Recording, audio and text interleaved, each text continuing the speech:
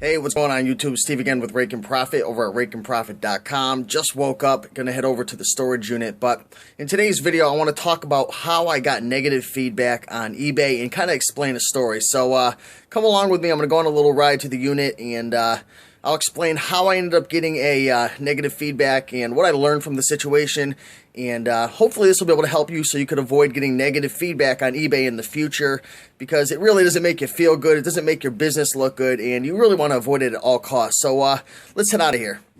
So I am on the road. Good old Connecticut. Gotta love the winter time.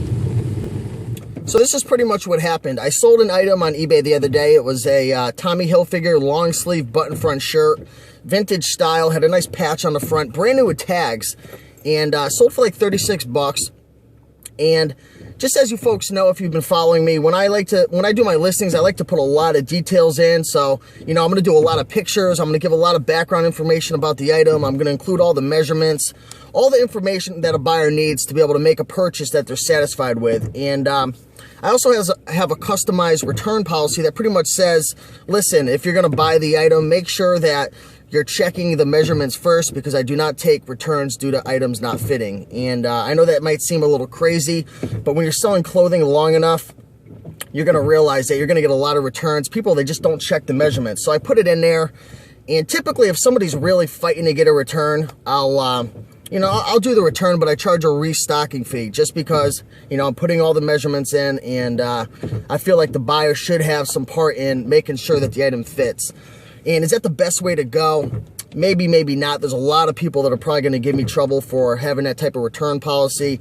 And in the future, I might change it. And after this experience, I might change it because I got a negative feedback. But pretty much that's a little background information. The buyer contacted me and said, listen, the item doesn't fit.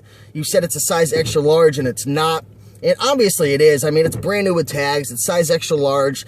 The pit to pit might have been running like a tiny bit big, but just like I said in the listing, and in my return policy, all items fit differently. All because you have a Tommy Hilfiger size extra large in your closet and it fits great. You could buy another one and it could fit completely differently just due to the age, the amount of wear, where it was manufactured, the location. I mean, sizes differ all the time. So that's why I like to put it in the listing. And he contacted me and said, you know, can I get a return? And I said, well, yes, but it's going to cost you. You're going to have to pay for shipping back, and you're going to have to pay a restocking fee, because I included all the measurements. Everything was perfect for the buyer. And I told him that, and woke up in the morning the next day and had a negative feedback saying, buyer sent the wrong size shirt. Do not buy from this buyer. And that was tough to look at. What did I learn from this situation? I learned pretty much, regardless of your return policy, if you have an upset customer, you gotta take care of them. You gotta put your pride aside. You gotta put aside what's right or wrong. Regardless if I sent the right shirt and included all the measurements and had a picture of the tag, at the end of the day, my number one goal should be to make my customer happy. And, you know, me going against the customer and pretty much saying, you know what, you're wrong, I sent the right shirt, that was a mistake on my part. And you wanna know what? I got a negative feedback and I deserved it. So I learned, I really did learn. If you have an upset customer, if you have someone that's mad and they're not happy, make it right. All because, you know, I was thinking to myself at the time, oh, I'm going to lose out on shipping. You know, I'm going to lose out on making this sale. And, you know, I really should have been thinking, you know what, I should have been thinking from the customer's perspective. I want them to be happy. I want them to get what they want. And, you know, sometimes you got to take a hit. It's part of the business. So I'm admitting right now to, 8,000 people on my channel, I made a mistake. And I definitely learned from this situation. And I might want to take a second look at my return policy, because, you know, it's just part of the business. If you're going to be selling clothing, you're going to have returns, and, you know, things aren't going to fit, and you can't rely on customers to take measurements and, you know, do their part.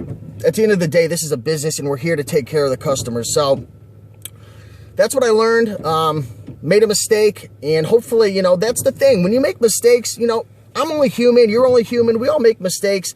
We're not perfect. So when you make a mistake, learn from it, analyze situations. When you get negative feedback, when you get a return, maybe when you buy something and lose money, kind of think about it after and say, all right, I did this, I got this result. What can I do next time to change that result? What's a different route I could take? What's something new I could think beforehand to change the outcome? And, you know, that's really key to learning. you know, making those distinctions and just doing what you think's best. So hopefully you enjoyed this video. I think the next step I'm going to do is contact the buyer and say, listen, I apologize. I made a mistake. I should have just taken a return, and just let him know, you know, that it's my bad, and we'll see what happens. But if he decides not to send the item back and keep the neg, I deserve it. But hope you enjoyed this video. Let me know if you've ever had a situation like this. What have you done to correct it? And yeah, keep on picking and making that money, and I'll talk to you later. Peace.